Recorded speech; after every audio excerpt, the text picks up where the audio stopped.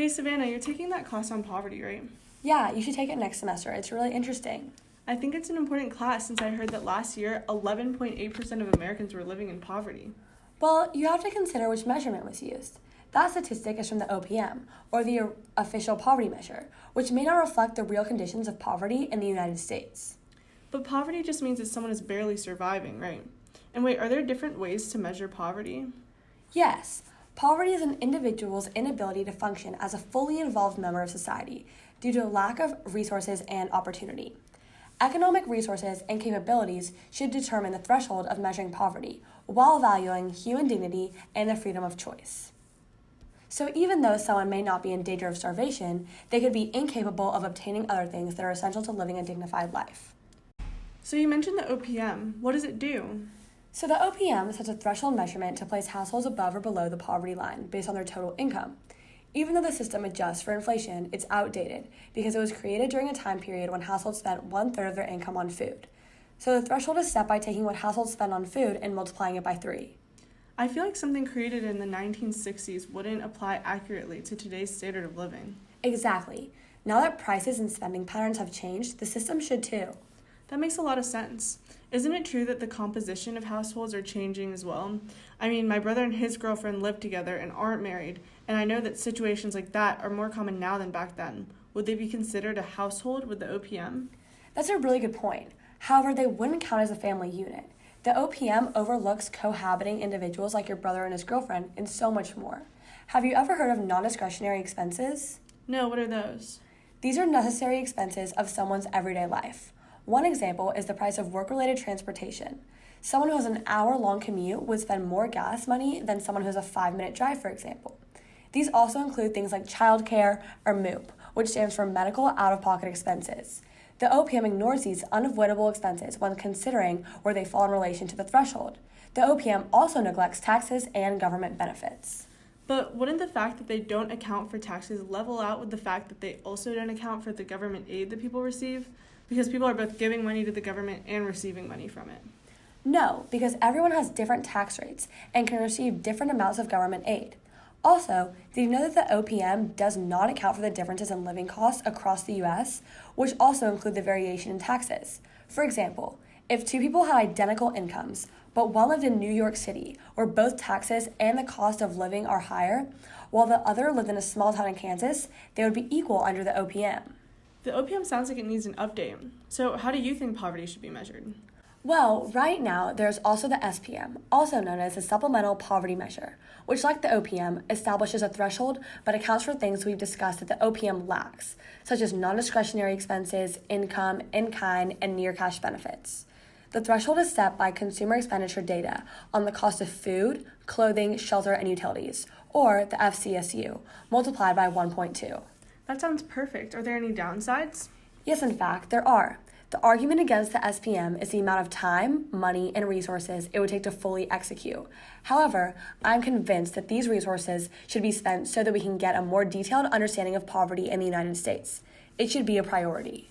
So I agree that the SPM sounds really effective, but you mentioned earlier that poverty also encompasses an individual's ability to be included in society.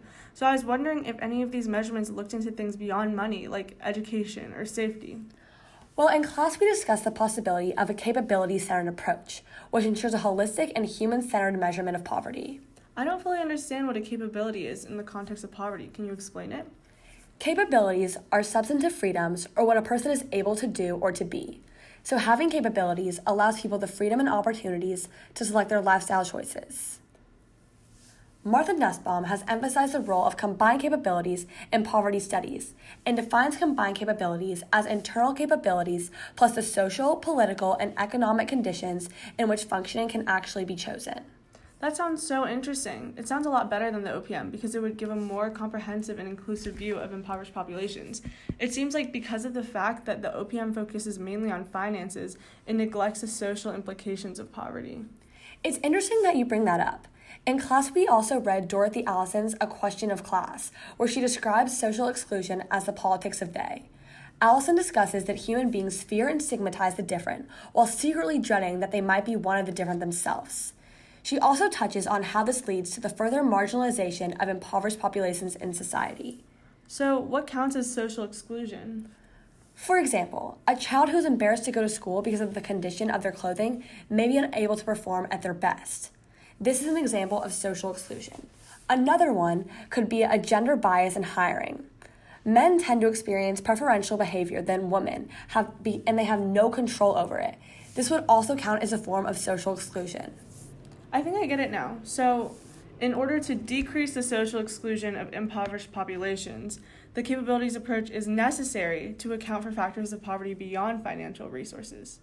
I agree with both the SPM and the capabilities approach. To me, it seems like there should be a combination of the two. How do you think that would be executed?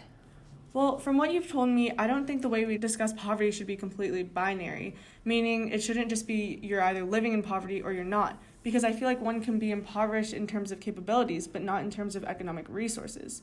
So why don't we come up with a system that would define the nature of poverty someone is experiencing, and that would allow the government to see more clearly the type of aid needed? That's a great idea. We could use Martha Nussbaum's list of capabilities, as well as what we know about the SPM, to devise a measurement of poverty. I think we should group the capabilities based on those that go hand in hand into 3 categories: well-being, individuality, and maybe relationships. So in this way, each category represents different ways a household could lack capabilities.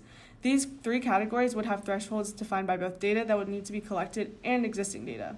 For example, we could do it so that the well-being category would establish its threshold based on factors such as the mortality rates of an area, crime rates, hospitalization data, and more. So if an individual were to fall below the threshold, they would be considered to lack that specific capability. Ooh, I really like that idea. But wouldn't that take a lot of data collecting, time, and monetary resources, even more so than the SPM, as it would require the evaluation of more factors? Well, I see what you're saying, but in the long run, it would aid the government more than hurt it. It allows the government to see the true reasons why individuals are struggling, which will allow for a more efficient distribution of aid. I think this would ultimately save resources if this measurement were put into place. I completely agree. Classifying the different types of poverty in order to create a more effective government aid programs sounds like a great idea. Also, the measurement would allow the public to view more clearly the different types of poverty, consequently avoiding the misconceptions that poverty is just an extreme deprivation of material resources. In class, we studied Robert Rector's, who wrote Air Conditioning, Cable TV, and an Xbox, What is Poverty in the United States Today?, which details how the average American views poverty and how it has been misconstrued by the news media, and I think that this measurement will decrease the prevailing misunderstandings. In this article, Rector sheds light on the fact that over the long term, exaggeration has the potential to promote a substantial misallocation of limited resources for a government that is facing massive future deficits.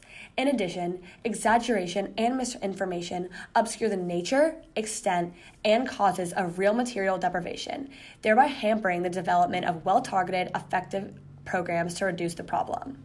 That's a really interesting point, and I think this measurement will break down the different types of poverty. I think it would be important to create some classifications to make it easier to identify different types of poverty. What do you mean by that? So we also want to measure with the SPM, right? Based on the SPM, if someone is living in poverty, we can call that S-. If not, let's call that S+. So our other 3 categories will also have labels. Well-being can be W, individuality can be I, relationships can be R, and a minus would represent lacking a capability, and a plus would represent having the capability. Okay, so take for example a household that lives under the poverty line that has the capabilities of individuality in relationships. However, they may live in a crime-ridden city with a lot of violence and lower life expectancies.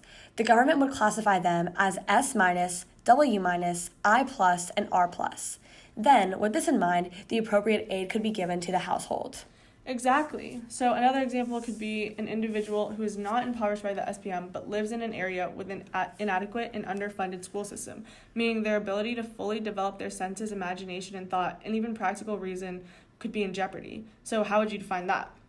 So that would be S+, W+, I-, and R+, because their individuality capability group is compromised. Okay, I think we got it. So, to summarize, we want to use both the SPM approach and a variation of the capabilities approach to establish who is living in poverty and the reasons behind their poverty. Exactly. And I'm really glad we came up with our own unique approach. This was really productive, but I need to go do my poverty project now. I'll see you later. Bye!